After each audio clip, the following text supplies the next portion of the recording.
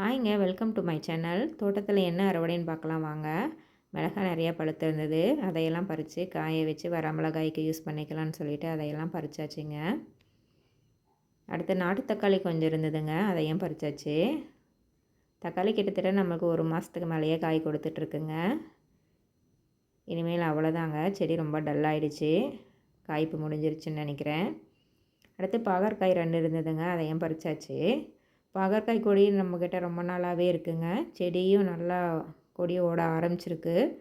But ஆனால் அதில் காக்கட்டா பூச்சி தொந்தரவு ரொம்ப ஜாஸ்தியாக இருக்குங்க. அது இடையோட சாரை ஃபுல்லாக உறிஞ்சிறதுனால செடி ரொம்ப டல்லாகிடுச்சு. அதுக்கு வேப்பெண்ணெய் தாங்க தெளித்து விட்டுருக்கேன்.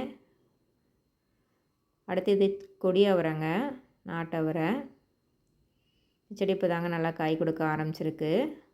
இந்த செடி பந்தலில் ஏறினதோட பக்கத்தில் இருக்க கொய்யா மரம், வாழை மரம், எந்த மரத்தையும் விட்டு வைக்கலைங்க. இது ஃபுல்லாக முருங்கை மரத்தை ஃபுல்லாகவே கவர் பண்ணிடுச்சு. பந்தலில் காய் இருக்கிறத விட மரத்தில் தாங்க அதிகமான காய் இருக்குது. இதில் நமக்கு தேவையான காயை பறித்து எடுத்துக்கலாங்க. அதோட செடி அவரை கொஞ்சம் இருந்ததுங்க. செடி அவரைலையும் கோழி அவரை, பட்டை அவரை 2மே நம்மக்கிட்ட இருக்குங்க. எவ்வளோதாங்க இன்றைக்கான அறுவடை. அவரைக்காய் நமக்கு நிறையா இருக்கிறனால நம்ம நெய்பருக்கு கொஞ்சம் ஷேர் பண்ணிக்கலான்னு சொல்லிட்டு பறிச்சாச்சுங்க. இந்த வீடியோ உங்களுக்கு பிடிச்சிருந்தா லைக் பண்ணுங்கள், ஷேர்